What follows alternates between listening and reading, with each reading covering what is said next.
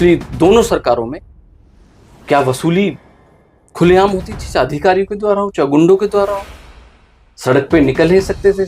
मुझको लगता है आने वाले चुनाव में सबसे बड़ा मुद्दा महिला सुरक्षा का रहेगा।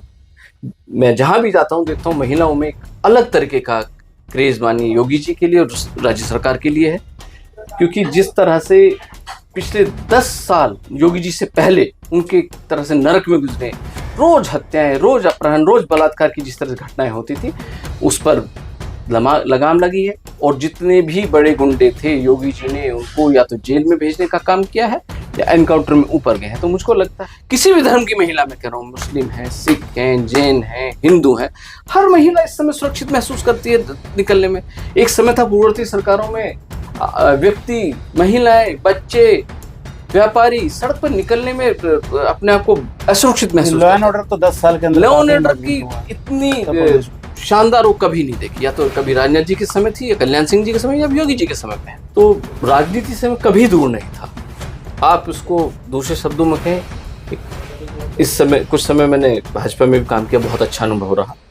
अब मैं पिताजी के साथ उसी पार्टी में वापसी किया हूँ जिस पार्टी में यह भी भाजपा का ही साथ एक एनडीए का सहयोगी दल है। और उठे थे तो पिताजी के बिल्ले यहाँ पर लगा के घूमते थे, जी बड़े लोग, और बैनर, पोस्टर, होर्डिंग, और एक समय होता है साइकिल और रिक्शा से अनाउंसमेंट होता था। योगी जी या मोदी जी की सरकार कोई भी योजना लेके आती है, आप मुझे एक योजना बताइए कि किसी धर्म विशेष जाति को बाहर करने का काम करती है। स्वास्थ्य सेवाएं, उसका लाभ तमाम वर्ग, तमाम जातियां, तमाम लोग उठाते हैं। कानून व्यवस्था, क्या कानून व्यवस्था किसी वर्ग विशेष के लिए? सब वर्ग की महिलाएं, सब वर्ग के व्यक्तियों के लिए वह कार्य कर रही है। सड़कें हैं और जो विकास के कार्य हो रहे हैं, आप देखेंगे एक समय क्या हाल था उत्तर प्रदेश में, अपहरण, और आप लगातार देखेंगे कि दुभर था सड़क पे चलना।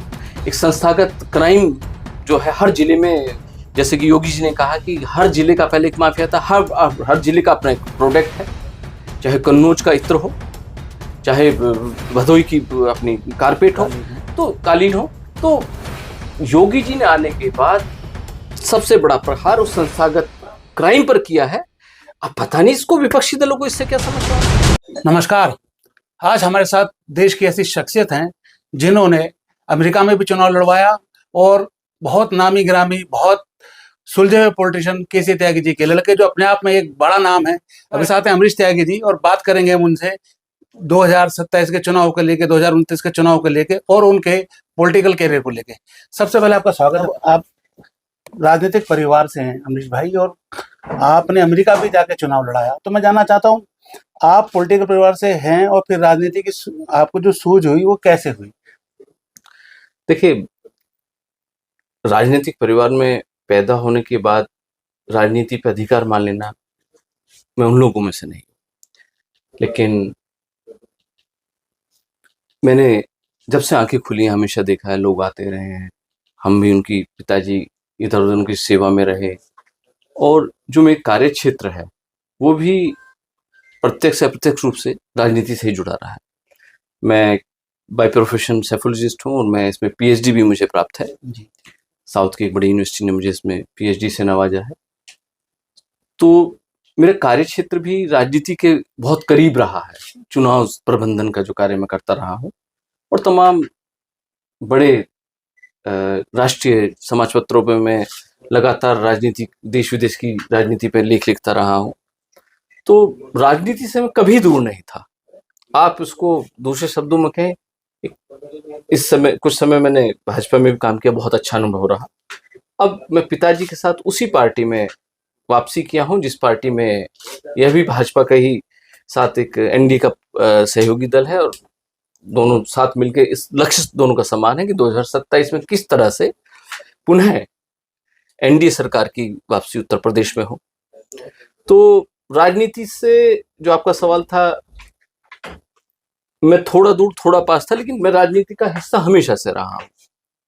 नहीं, आपके घर के अंदर राजनीति रही, भाई साहब इतने बढ़िया पॉलिटिशियन रहे और पूरे देश में नाम है, हमने देखा उनसे अच्छा वक्ता हमें भी कहीं दिखाई नहीं दिया। जब वो बोलते हैं तो ऐसा लगता है पूरी थ्योरी के साथ, जहाँ तक मुझे पता है कि अब भी वो पूरा रीड करते हैं, पढ़ते हैं और हर तथ्य उनके पास होते हैं, और वही चीज़ आप में देखी जाती है। आप बिना तथ्यों के कोई बात नहीं करते हैं। पॉलिटिकल होते हुए भी आपने काम करा, और मुझे जहाँ तक याद है आप अमेरिका भी चुनाव लड़ा के आए, तो वो कैसे आपका एक्सपीरियंस रहा? देखिए, हर चुनाव का अपना अनुभव है, हर चुनाव की अपनी चुनौतियाँ होती हैं। मैंने देश-विदेश में जो अपने इस छोटे से अनुभव से जाना है, कमोबेश जो मुद्दे हैं, वो थोड़े अलग हो सकते हैं, लेकिन जो लोगों को एड्रेस करने का जो माध्यम है, वो कमोबेश सेम है। और वहाँ के चुनाव में थोड़ा फ़र्क ये है कि वहाँ के चुनाव ज़्यादा डिजिटल हैं, जो कि अब हमारे यहाँ भी धीरे-धीरे उस तरफ जा रहे हैं। हमारे यहाँ परंपरागत रूप से चुनाव, हम तो उस समय को देखते हैं, पहले दीवारों पे, जी। आपको ध्यान हो रहा हो, लिखाई करके होता दीवारें था। पोस्ट हम छोटे थे होते तो जाते, पिताजी के बिल्ले यहाँ पर लगा के लोहे घूमते के थे। बिल्ले आया जी, जी, करते थे जी। बड़े लोग।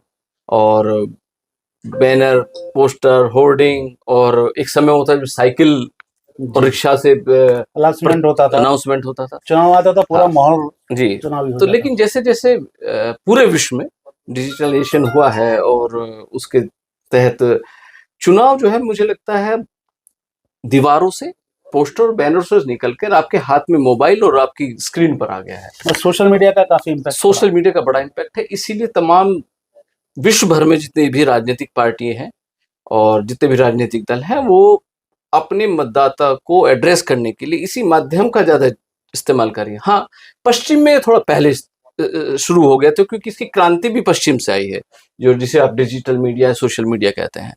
तो वहाँ लोगों ने इसे हमसे थोड़ा पहले अपना लिया, लेकिन अब तो यहाँ भी तमाम राजनीतिक दल हैं, ऐसा कोई दल अछूता नहीं है जो इसके बिना चुनाव में जाने की सोच भी सके। तो अपना हर जगह का अपना अनुभव रहा, कुछ ना कुछ मुझे एक विद्यार्थी की तरह कुछ ना कुछ सीखने का मौका मिला, जिसको मैंने यहाँ से सीखा तो आगे कहीं अप्लाई किया। जी, बात करी जाए 2027 के चुनाव को लेके, तो जो लोक दल का अपना वोट बैंक है, मुस्लिम वोट बैंक है, वो थोड़ा-सा भाजपा के टच में जाने से उनसे छिटका है, उसे आप कैसे वापस लाएँगे? देखिए, लोकदल एक बहुत ही ऐतिहासिक पृष्ठभूमि की पार्टी है। स्वर्गीय चौधरी चरण सिंह जी ने इस पार्टी की स्थापना की, और सौभाग्य से मेरे पिताजी भी की जो राजनीतिक पारी की शुरुआत थी, वो लोकदल से हुई।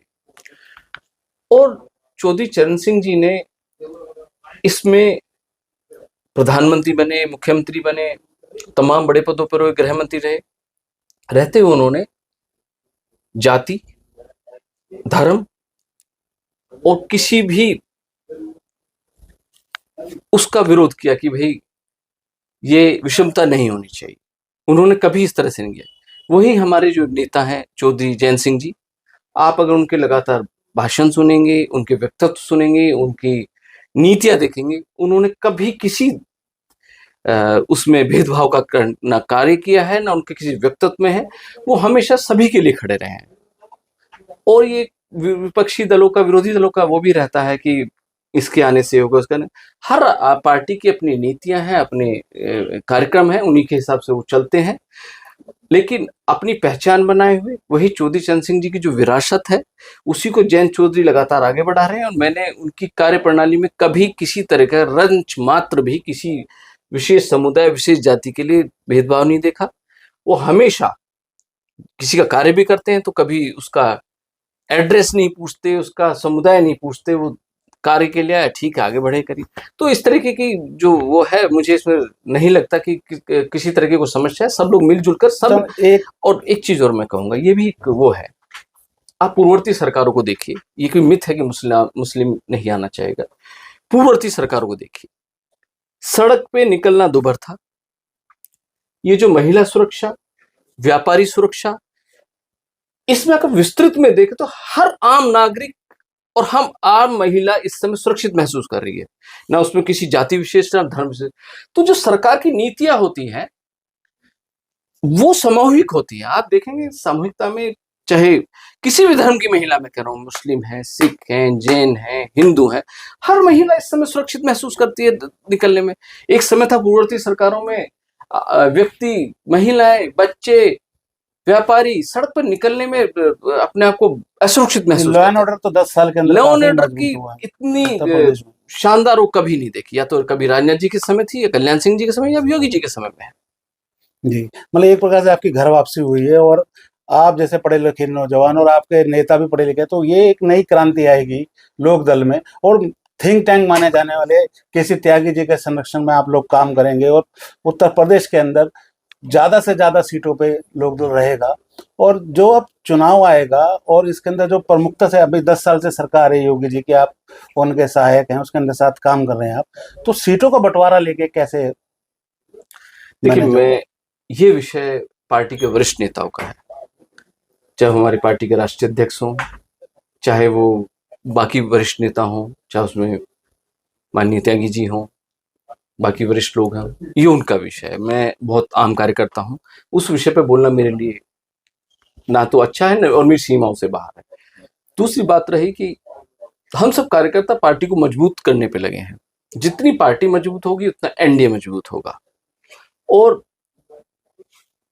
बहुत नेचुरल बात है, भाजपा हो, लोकदल हो, अपना दल हो, राजभर जी की पार्टी हो, निषाद, सब लोग सहयोगी दल हैं, और वो उनका लक्ष्य एक है कि किस तरह से 2027 में प्रचंड बहुमत के साथ जो पार्टी की, जो योगी जी की, जो सरकार की नीतियां हैं, उन्हें कैसे जन जन तक पहुंचाया जाए, और सब मिलजुल कर लड़े। हर पार्टी चाहती है कि उसका पार्टी तमाम विधानसभा में मजबूत रहे। पता नहीं कल किस सीट पे किसको मौका रहे, तो उस हिसाब से ही पार्टी कार्य करती देखिए, है। आप लोगों के आने से लोकदल को मजबूती तो मिली है। आप लोगों का जमीनी स्तर रहा है, और यहाँ से जिले से भी रहे हैं, यूपी में भी काफी बड़ा नाम, क्योंकि केसी त्यागी अपने आप में देश का बड़ा नाम है, और उत्तर प्रदेश में उनके जितना संगठन के लोग थे जो उनसे जुड़े हुए थे, वो अपने आप लोकदल में अपने आप आ गए हैं, और लोकदल की सरगर्मियां भी तेजी से बढ़ रही हैं। तो और जन जन आप भी पूछ रहे हैं, हर संडे में देखता हूँ कि आप लोग आते हैं, लोगों से मिलते हैं, और आपका कार्यालय भी चल हर रहा है। संडे नहीं, मैं तो लगातार यहाँ पर हूँ, कैंप किए हुए, इमरान भी जानते हैं, बाकी अच्छा सब लोग अच्छा जानते जी। हैं। हम हर सुख दुख में शामिल हो रहा हूँ, और लगातार मैं हूँ। देखिए, जो गाजियाबाद के अंदर अदरवाइज नहीं लीजिएगा, जितने जो अब यहाँ पे जनप्रतिनिधि हैं, एक सदर सीट को छोड़कर बाकी सब मोदी जी और योगी जी के नाम पे बने हुए दिखाई दे रहे हैं। जनता से जो दूरी उनकी है ना, वो एक प्रकार से आपके आने से मिट रही है, क्योंकि जनता दरबार टाइप लगने लगा है, लोग बाग मिलने लगे, उनकी समस्याएं आप लोग उठा रहे हैं, तो इसको जनता को सीधा सीधा बेनिफिट जा रहा है। इसके बारे में क्या बताएंगे आप? ये तो अच्छा है, अच्छा है। जितने जनप्रतिनिधि सब लोग मिलजुल कर, सबका लक्ष्य तो समान ही है कि जनता की समस्याओं को किस तरह से निस्तारित किया जाए, किस तरह से उनके सुख दुख में शामिल होकर उनके कष्टों को दूर किया जाए। अच्छा है। और जो आपने पिताजी को लेकर, देखिए, उनका एक अपार राजनीतिक अनुभव है। यही नहीं, मैं कई जगह जाता हूँ, कई मेरे साथी साथ रहते हैं, कई प्रदेशों में उनके जो चाहने वाले हैं, और उन्होंने लगातार यहाँ से सांसद रहे हैं लोकसभा के, और पश्चिम उत्तर प्रदेश और पूर्वी उत्तर प्रदेश में उन्होंने समाजवादी पार्टी रही हो, इसी धारा के साथ लगातार काम किया है, बहुत लोगों की कार्य करने का काम किया है। तो निश्चित रूप से उनके एक बहुत बड़ा वर्ग है जो समर्थक है। और जैसा कि उस दिन हमारे राष्ट्रीय अध्यक्ष माननीय जयंत चौधरी जी ने कहा, उनके आने से निश्चित रूप से पार्टी को लाभ होगा, और उस लाभ का फायदा हम सबको मिलकर जनता के कार्यों के लिए करना चाहिए। तो योगी जी की सरकार में आप हैं, तो आने वाले 27 में और क्या क्या जनता को बेनिफिट मिल सकते हैं? वैसे तो कानून बहुत अच्छा है, एक बात सबसे अच्छी देखी गई, जो ये लोग योजनाएं देते हैं उसके अंदर ये चेहरा नहीं देखते। भ्रम चल रहा है हिंदू मुसलमान का, लेकिन चाहे आवासीय योजना हो, डॉक्टरी योजना हो, सब बिना जात पात के सबको देखा जा रहा है। ये बड़ा एक काम है, तो 2027 में इसका कितना इम्पैक्ट पड़ेगा? देखिए, विपक्षी दल हैं, उनको भी राजनीति करने का अधिकार है, और वो अपने मुद्दे उठाते हैं, तो इनका दुष्प्रचार है। योगी जी या मोदी जी की सरकार कोई भी योजना लेके आती है, आप मुझे एक योजना बताइए कि किसी धर्म विशेष जाति को बाहर करने का काम करती है। स्वास्थ्य सेवाएं, उसका लाभ तमाम वर्ग, तमाम जातियां, तमाम लोग उठाते हैं। कानून व्यवस्था, क्या कानून व्यवस्था किसी वर्ग विशेष के लिए? सब वर्ग की महिलाएं, सब वर्ग के व्यक्तियों के लिए वह कार्य कर रही है। सड़कें हैं, और जो विकास के कार्य हो रहे हैं, आप देखेंगे एक समय क्या हाल था उत्तर प्रदेश में, अपहरण, और आप लगातार देखेंगे कि दुभर था सड़क पे चलना। एक संस्थागत क्राइम जो है हर जिले में, जैसे कि योगी जी ने कहा कि हर जिले का पहले एक माफिया था, हर जिले का अपना एक प्रोडक्ट है, चाहे कन्नौज का इत्र हो, चाहे भदोई की अपनी कारपेट हो, कालीन है। तो कालीन हो। तो योगी जी ने आने के बाद सबसे बड़ा प्रहार उस संस्थागत क्राइम पर किया है। अब पता नहीं इसको विपक्षी दलों को इससे क्या समस्या होनी चाहिए। विपक्षी दलों को खुलेआम इसका वहां फैला कर स्वागत करना चाहिए कि हाँ, कौन है जो लोग क्राइम को बताइए शह देना चाहते हैं।